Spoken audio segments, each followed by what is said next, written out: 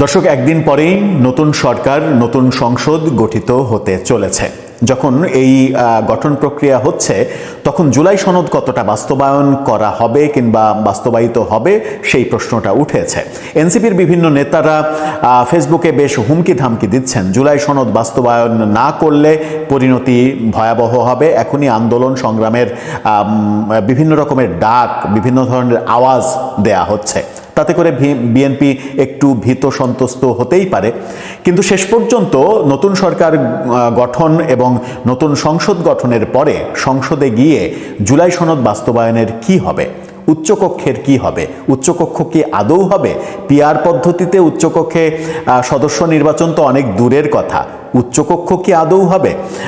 একই ব্যক্তি প্রধানমন্ত্রী এবং দলীয় প্রধান হতে পারবেন না। জুলাই সনদের যে বড় একটা নিয়ম, সেটা কি বিএনপি মানতে পারবে? প্রধানমন্ত্রী হিসেবে শপথের পরেই তারেক রহমান কি বিএনপির সভাপতির জায়গা থেকে পদত্যাগ করবেন, নাকি প্রধানমন্ত্রী হিসেবে অন্য কাউকে দিয়ে তিনি বিএনপির সভাপতি থাকবেন? এই বিতর্কগুলো উঠেছে এবং আরও অনেকগুলো বিষয় সামনে এসেছে। এই ব্যাপারে বাংলাদেশের বরেণ্য সাংবাদিক জয় মামুন ফেসবুকে একটা ডিটেল পোস্ট দিয়েছেন এবং সেই পোস্টে সংবিধানের ব্যাখ্যা, জুলাই সনদে যেগুলো লেখা আছে সেগুলো নিয়ে এবং বিএনপির রাজনৈতিক অবস্থান, এগুলো নিয়ে তিনি বেশ কিছু চমকপ্রদ বিষয় এখানে উল্লেখ করেছেন এবং যার মাধ্যমে আমার এই স্ট্যাটাসটা পড়লেই মনে হতে পারে যে জুলাই সনদ বাস্তবায়ন প্রক্রিয়া ভণ্ডুল হবার পথে। এখন যত কথাই হোক না কেন, জুলাই সনদ বাস্তবায়িত হবে না কিংবা হওয়ার কোনো বাস্তবতা দেখা যাচ্ছে না। তাহলে কি হবে? দেশ কি আবার একটা আন্দোলনের অপেক্ষায় থাকবে? দেশ কি আবার অস্থিরতার দিকে যাবে? সরকার পতনের আন্দোলনে যাবে এনসিপির যোদ্ধারা, এবং এবার সরকার পতনের আন্দোলনে গেলে তারা কি 24 আগস্টে যেভাবে জনতাকে ডেকে পেয়েছে, ডাকলেই রাজুতে আই বললেই রাজুতে হাজার হাজার ছাত্ররা জড়ো হয়েছে, সেই অবস্থা কি তাদের আর আছে? সেই ডাকে কি তারা এখন সাড়া দেবে কিংবা কতটা পারবে? কিংবা এই কাজ করতে গেলে সরকারে যেতে ব্যর্থ হয়ে সরকারের বিরুদ্ধে আন্দোলন তৈরি করতে গেলে তারা কতটা বিতর্কিত হবে জনগণের কাছে? এই প্রশ্নগুলো উঠে আসবে। চলুন একটু আলোচনা করে দেখি জুলাই সনদের কি হচ্ছে। সংসদের দ্বিকক্ষ বিশিষ্ট যে অবস্থান, অর্থাৎ উচ্চকক্ষ নতুন করে তৈরি করা, সেই উচ্চকক্ষ আদৌ হচ্ছে কিনা, উচ্চকক্ষে পিআর মানা তো অনেক দূরের কথা, অনেক কিছুই হচ্ছে কিনা, সেই আলোচনাই করবো এই ভিডিওতে, থাকবেন। দর্শক, বলছিলাম নতুন সংসদ আসছে, নতুন সংসদের শপথ একদিন পরেই, কালকের পরেই নতুন সংসদের শপথ, নতুন সরকার গঠিত হচ্ছে। এবার প্রসঙ্গ আসছে, এই সংসদ সদস্যরা কি দুইটা শপথ নেবেন? প্রফেসর আলী রিয়াজের সেই যুগান্তকারী মেথড অনুযায়ী সংসদ সদস্যরা একই সাথে এমপি এবং একই সাথে গণপরিষদ সদস্য হিসেবে শপথ নেবেন। শপথ নিয়ে তারা 6 মাসের যে বাধ্যবাধকতা, তার মধ্যে সংবিধান সংশোধন করে জুলাই সনদকে বাস্তবায়ন করবেন, এবং সেটা যদি না করেন তাহলে 9 মাসের মধ্যে অটোমেটিক জুলাই সনদ বাস্তবায়ন হয়ে যাবে। গণভোটে যেটা রায় হলো সেটা নিয়ে বিতর্ক রয়েছে, গণভোটের রায় আদৌ হাঁ ভোট পড়েছে কিনা সে নিয়ে বিতর্ক রয়েছে, সেটা না হয় বাদই দিলাম। কিন্তু গণভোটের যে ব্যাপারটা, যেটা সংবিধানে নেই, গণভোটের কোনো ইস্যুটাই সংবিধানে নেই, এই গণভোটের ব্যাপারটা আগামী সংসদে কি বৈধতা পাবে? বৈধতা পাওয়ার কোনো কারণ রয়েছে? এই প্রশ্নগুলো আসছে। এই প্রশ্নগুলো যখন আসছে, তখন সাংবাদিক জয় মামুন খুবই গোছালোভাবে এই প্রশ্নসহ আরও কিছু ডিটেল প্রশ্ন সামনে তুলে এনেছেন। চলুন একটু দেখি যে কি কি প্রশ্ন তিনি তুলে আনলেন। তার পোস্টটা দেখে নিন, সেখানে স্ক্রিনশটটা শুধু দেখে নিন, তারপরে সেখানে আলোচনা করি। সেখানে তিনি বলছেন, জুলাই সনদের ভিত্তিতে সিনেট বা জাতীয় সংসদের উচ্চকক্ষ গঠনের উচ্চাভিলাষী পরিকল্পনা সফল হচ্ছে না। এই বিষয়টি ক্রমশ স্পষ্ট হয়ে উঠছে, অর্থাৎ উচ্চকক্ষ হচ্ছে না, তিনি নিশ্চিত করছেন। সনদের এই ধারায় নোট অফ ডিসেন্ট বা আপত্তি জানিয়ে বিএনপি তখনই বলেছে, বর্তমান আর্থসামাজিক বাস্তবতায় সংসদের উচ্চকক্ষের কোনো প্রয়োজনীয়তা নেই। অর্থাৎ বিএনপি এটাতে রাজিই হয়নি, সুতরাং বিএনপি এটা বাস্তবায়ন করবে না। একাত্তরের মহান মুক্তিযুদ্ধের আকাঙ্ক্ষার ভিত্তিতে প্রণীত বাংলাদেশের বর্তমান সংবিধানে রাষ্ট্র পরিচালনার যে 4 মূল নীতি, গণতন্ত্র, জাতীয়তাবাদ, সমাজতন্ত্র ও ধর্মনিরপেক্ষতা, ডক্টর ইউনূস ও আলী রিয়াজের ঐকমত্য কমিশন এই 4 মূল নীতির মধ্যে শুধু গণতন্ত্র রেখে বাকিগুলো ফেলে দিয়েছে এবং তারা রাষ্ট্র পরিচালনায় 5 মূল নীতি প্রণয়নের সুপারিশ করেছে। সেগুলো হলো সাম্য, মানবিক মর্যাদা, সামাজিক সুবিচার, বহুত্ববাদ এবং গণতন্ত্র, যেখানে ধর্মনিরপেক্ষতা তারা বাদ দিয়েছে। এই প্রসঙ্গেও বিএনপি নোট অফ ডিসেন্ট দিয়েছে। এছাড়া সংবিধান সংশোধন, একই ব্যক্তির প্রধানমন্ত্রী এবং দলীয় প্রধানের পদে না থাকা, কারো 2 বারের বেশি প্রধানমন্ত্রী হতে না পারা, জুলাই সনদকে সংবিধানের উপরে স্থান দেওয়া, যদিও আমরা জানি যে 2 বারের বেশি প্রধানমন্ত্রী হতে পারবে না, এই ব্যাপারে বিএনপি একমত হয়েছে, অন্যগুলোতে হয়নি। জুলাই সনদ নিয়ে কোনো আদালতে প্রশ্ন তোলা যাবে না, এই যে নিয়ম, তারপরে এটা সহ বেশ কিছু বিধান অগ্রহণযোগ্য বলে মনে করে বিএনপি। এছাড়া ঐকমত্য কমিশনে বিএনপির সাথে আলোচনা ছাড়াই সংবিধান সংস্কার পরিষদ গঠনের প্রস্তাব করেছে ডক্টর আলী রিয়াজের ঐকমত্য কমিশন। ডক্টর আলী রিয়াজ বিএনপির সঙ্গে কোনো ধরনের আলোচনা ছাড়াই গণপরিষদ গঠন করার যে নতুন ক্লজ যুক্ত করেছেন, সেটা ঐকমত্য কমিশনের কোনো মিটিংয়ে একবার আলোচনাও হয়নি। ঐকমত্য হওয়া তো অনেক দূরের কথা, তিনি নতুন সৃষ্টি করেছেন। তিনি বলেন, জাতীয় সংসদ নির্বাচনের পর 2 দফা শপথ অনুষ্ঠিত হবে। তার একটিতে সংসদের প্রতিনিধি হিসেবে, অন্যটিতে সংবিধান সংস্কার পরিষদের সদস্য হিসেবে শপথ নেবেন নির্বাচিত সংসদ সদস্যরা। সংসদ প্রথম দিন থেকেই প্রধানমন্ত্রী নির্বাচন, স্পিকার নির্বাচন, বাজেট প্রণয়ন সহ নিয়মিত কার্যক্রম পরিচালনা করার পাশাপাশি সংস্কার প্রক্রিয়া বাস্তবায়নের গণভোটের রায় অনুযায়ী কাজ করবে। এর জন্য 180 দিন থাকবে। এ ব্যাপারে আপত্তি জানিয়েছে বিএনপি। দলটির স্থায়ী কমিটির সদস্য সালাউদ্দিন আহমেদ বলেছেন, সংবিধান সংস্কার পরিষদ নিয়ে তাদের সাথে ঐকমত্য কমিশনের কোনো আলোচনাই হয়নি, অর্থাৎ এটা কোনো আলোচনার টেবিলেই ছিল না। অর্থাৎ আলী রিয়াজ ওখানে নতুন করে নিজের ইচ্ছা মতো ঢুকিয়ে দিয়েছেন এবং জুলাই সনদ স্বাক্ষরের পরে এটা ঢুকানো হয়েছে। তিনি বলছেন যে হঠাৎ করে এই পরিষদ গঠনের যে প্রস্তাব দেয়া হলো, সেটা কারা দিল, কিভাবে দিল, সুপারিশে কিভাবে এলো, এই প্রশ্নও তুলেছেন সালাউদ্দিন আহমেদ। অন্যদিকে সংবিধান বিশেষজ্ঞ ডক্টর শাহদিন মালিক এক সাক্ষাৎকারে বলেছেন, গণভোট কোনো সাংবিধানিক আইন সিদ্ধ ব্যাপার নয়, অর্থাৎ গণভোট সংবিধানেই নেই। তাই গণভোটের ফলাফল অনুযায়ী জুলাই সনদ বাস্তবায়ন করতেই হবে, এমন আইনি বাধ্যবাধকতা বিএনপির ওপরে নেই। অর্থাৎ এটা বাস্তবায়ন করতে হবে, এই বাধ্যবাধকতা বিএনপির উপরে থাকবে না, বিএনপি এটা বাধ্য না করতে। আর নির্বাচনে বিপুল বিজয়ের পরে বিএনপি বলেছে, জুলাই সনদের বিষয়টি তারা জাতীয় সংসদের হাতে ছেড়ে দেবে, খেলা ফাইনাল। তারা বলেছে যে জুলাই সনদের ব্যাপারটা তারা জাতীয় সংসদের উপরে ছেড়ে দেবে, অর্থাৎ জাতীয় সংসদে 2/3 সংখ্যাগরিষ্ঠ সদস্য যা মনে করবে তাই করবে। এরই মধ্যে জাতীয় ঐকমত্য কমিশনের মেয়াদ শেষ হয়েছে। কমিশনের সহসভাপতি মার্কিন নাগরিক ডক্টর আলী রিয়াজ বলেছেন, তিনি যুক্তরাষ্ট্রে তার পুরনো পেশা শিক্ষকতায় ফিরে যাবেন, হয়তো জুলাই সনদের ফাইলটিও তিনি সাথে নিয়ে যাবেন। নতুন সরকার গঠনের মধ্য দিয়ে বিলুপ্ত হতে যাচ্ছে ডক্টর ইউনূসের অন্তর্বর্তী সরকারও।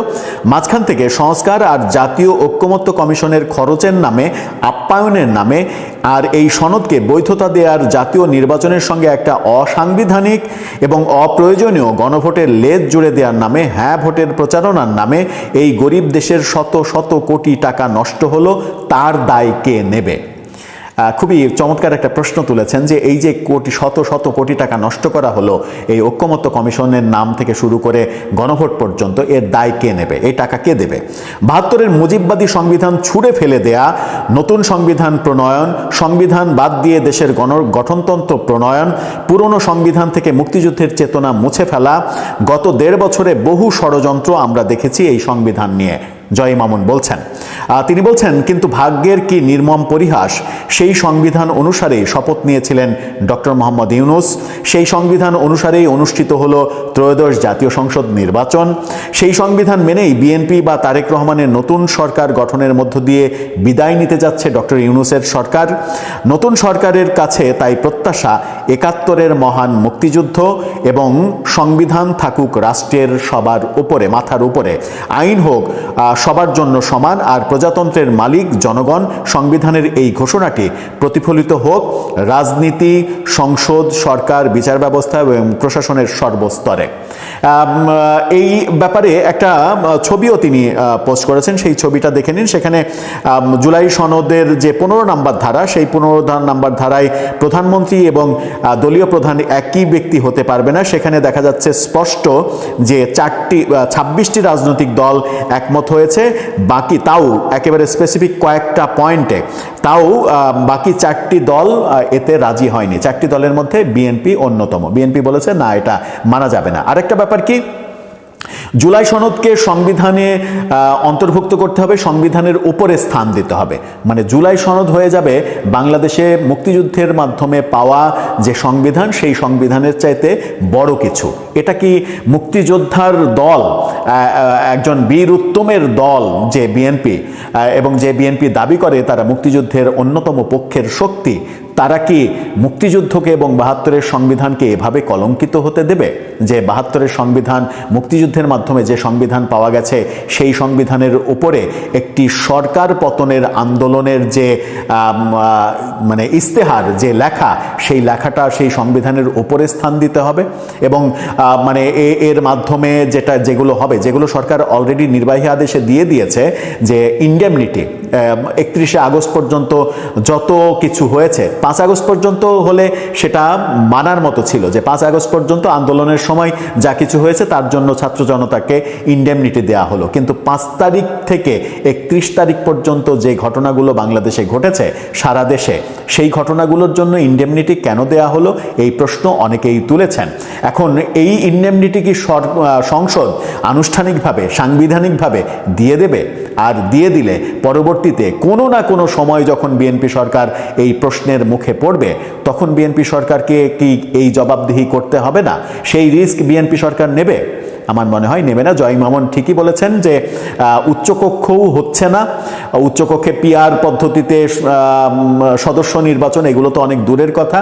এবং সংবিধানের অনেক কিছু যে কাটাছেঁড়া, মূলনীতি সহ যে কাটাছেঁড়া করার চেষ্টা করেছিলেন, ব্যর্থ চেষ্টা করেছিলেন অধ্যাপক আলী রিয়াজ, সেই চেষ্টায় ব্যর্থ হয়ে গতকালকে তিনি ক্ষমা চেয়ে বিদায়ও নিয়েছেন। এবং দেখা যাবে যে সরকারের শপথ অনুষ্ঠানের আগেই তিনি হয়তো চলে গেছেন আমেরিকায়, যেমনটি আমরা দেখেছি গতকালকে প্রধান উপদেষ্টার আরেক বিশেষ সহকারী ফয়েজ আহমেদ তৈয়ব চলে গেছেন নেদারল্যান্ডসে। তার বিরুদ্ধে অনেক দুর্নীতির অভিযোগ, কিন্তু তাকে আর ধরা যাবে না, চলে গেলেন তিনি ধরা ছোঁয়ার বাইরে। দর্শক, একটা ভিডিও দেখেন। আমরা দেশবাসীকে আহ্বান জানাবো, উপদেষ্টাদেরকে আহ্বান জানাবো, সেফ এক্সিট দেওয়ার আগে সম্পদের হিসাব বিবরণী দিন। জনগণের বিষয়টা হচ্ছে, ইউনূস সরকারের আজকে আর কালকেই এত শেষ দিন। রবিবার আজকে, কালকে সোমবার, কালকে শপথ এমপিদের, আর মঙ্গলবার ওই সংসদ প্লাজাতেই আবার নতুন মন্ত্রিসভার শপথ অনুষ্ঠান। তো সেই হিসেবে ধারণা করা যায় যে এই ইউনূস সরকারের আয়ু আছে আর 2 দিন। ইউনূস সরকারের পরিণতি কি হবে? ইউনূস সরকারের পরিণতি কি হবে? কালকে একটা রাতে বলা হচ্ছিল যে ফয়েজ আহমেদ তৈয়ব, আইটির দায়িত্বপ্রাপ্ত বিশেষ সহকারী ফয়েজ আহমেদ তৈয়ব, তিনি পালিয়ে গেছেন। পরে ফয়েজ আহমেদ তৈয়ব বলেছেন যে না, নেদারল্যান্ডে তিনি তার পরিবারের কাছে চলে গেছেন, যেহেতু দায়িত্ব শেষ তিনি আগেই করেছেন। যাক, এটা নিয়ে একটা মানে হাইপ তোলার চেষ্টা করেছেন। সত্য মিথ্যা কি আছে জানি না। আবার অনেকে বলছেন যে অনেকে পাসপোর্ট 1 সপ্তাহ আগে সারেন্ডার করছে, অনেকে ছুটি নিয়ে চলে গেছেন, কেউ কেউ বলছেন যে উপদেষ্টাদের অনেকেই পালাবেন। আসিফ মাহমুদ সজীব ভুইয়া বলছেন যে ছায়া সরকার গঠন হবে। তো আসিফ মাহমুদ সজীব ভুইয়া এখন এনসিপির নেতা হইল, মুখপাত্র হইল, তিনি কিন্তু এই উপদেষ্টা পরিষদেরই একটা অংশ। মাত্র কয়েকদিন আগে তিনি পদত্যাগ করেছেন, তিনি আর মাহফুজ আলম, যখন নাকি নির্বাচনী তফসিল যেদিন ঘোষণা করা হয় সেদিন। আসিফ মাহমুদ সজীব ভুইয়ার কি হবে? সরকারের বেশ কিছু উপদেষ্টাদের মধ্যে একটা বিভাজন ছিল যেটা রাজনৈতিক দলগুলো প্রকাশ করেছে। জামাত ইসলাম বলছে যে তাদের কাছে 5 জনের একটা তালিকা আছে, সেই তালিকা তারা প্রকাশ করতে চায়, অনেকবার প্রকাশ করার হুমকিও দিয়েছেন এবং ডক্টর মোহাম্মদ ইউনূসের কাছে জমাও দিয়েছেন। আবার বিএনপিও বলেছে যে উপদেষ্টাদের মধ্যে কারা কারা জামাতের, সেই তালিকাও তাদের কাছে আছে এবং ডক্টর মোহাম্মদ ইউনূসের কার্যালয়ের আশেপাশে কারা আছে সেই তালিকাও তাদের কাছে আছে। এখন সব মিলায় একটা চাপের মধ্যে তো পড়বি নিঃসন্দেহে। বিএনপির পক্ষে যারা ছিল, যেটা জামাত ইসলাম বলছিল 4-5 জন, তারা কি স্বস্তিতে থাকবেন নাকি তারাও দৌড়ের উপর থাকবেন? কোন কোন উপদেষ্টা বলেছেন, যখন নাকি এনসিপির নাহিদ ইসলাম তারা বলেছেন যে উপদেষ্টারা বিদেশে পালাবেন এরকম, তখন অনেকে বলেছেন যে বিদেশে পালানোর জায়গা নেই। সেটা যোগাযোগ উপদেষ্টা, জ্বালানি উপদেষ্টা ফাউজুল কবির খান বলেছেন আমার কোথাও জায়গা নেই। তারপরে আরো ওয়াহিদুদ্দিন মাহমুদ তিনিও বলেছেন, তারপরে অর্থ উপদেষ্টা তিনিও বলেছেন যে তারা পালাবেন না। সবাই বলেননি একযোগে। তাহলে কি এমন হবে যে বিএনপি যাদেরকে বলছিল যে যারা জামাতের সাথে সংশ্লিষ্টতা আছে তারা কি পালাবেন? মানে উপদেষ্টাদের মধ্যে একটা অংশ পালাবেন আর একটা অংশ থাকবেন, নাকি সব উপদেষ্টা চলে যাবেন, নাকি সব উপদেষ্টা থাকবেন? বিএনপির অ্যাটিটিউড কি হবে, বা ডক্টর মোহাম্মদ ইউনূসের পজিশনটা কি হবে? অনেকে বলেন যে ডক্টর মোহাম্মদ ইউনূসও নাকি চলে যাবেন, দায়িত্ব হস্তান্তর করে চলে যাবেন। কোথায় যাবেন তিনি? ইউরোপের ফ্রান্সে নাকি আমেরিকায়, কোন দেশে? সেটা নিয়েও কিন্তু বিস্তর গবেষণা আছে। আমার যেটা ক্ষুদ্র জ্ঞানে আমার ধারণা যে মঈনুদ্দিন ফখরুদ্দিন অর্থাৎ ফখরুদ্দিন সরকার, অন-11 সরকার একটা দায় মুক্তি পেয়েছিল। ওই সরকারের বিরুদ্ধে কিন্তু প্রচন্ড ক্ষোভ ছিল আওয়ামী লীগের, শেখ হাসিনার। মঈনুদ্দিন সেনাপ্রধান সহ এবং সেনাবাহিনীর বেশ কিছু জেনারেল যারা ডিজিএফআই এর দায়িত্বে ছিলেন, মনে আছে নিশ্চয়ই, আমি সবার নাম এখন এই মুহূর্তে মনে করতে পারছি না। তাদের যে চোটপাট দাপট ছিল, তারা রাজনৈতিক দলগুলোকে ভেঙেছে, তাদেরকে দিয়ে সংস্কার করিয়েছে, প্রচন্ড চাপের মধ্যে রেখেছে। তারা সবাই চলে গেছে, ফখরুদ্দিনও চলে গেছে, মঈনুদ্দিনও চলে গেছে, এমনকি খালেদা জিয়ার আত্মীয় জেনারেল, যিনি পরে জাতীয় পার্টিতে যোগ দিয়েছেন এবং এমপি হিসেবে নির্বাচিতও হয়েছেন, সেই জেনারেলও কিন্তু এখনো হয়তো আছে দেশে। তো সব মিলায় তখন আওয়ামী লীগও দায় মুক্তি দিয়েছিল। মানে আওয়ামী লীগের অনেক নেতা, সিনিয়র নেতা মহিউদ্দিন খান আলমগীর সহ অনেকেই ক্ষোভ প্রকাশ করছিল যে তাদের বিরুদ্ধে অ্যাকশন নেওয়ার জন্য, কিন্তু কোনো অ্যাকশন নেয়নি।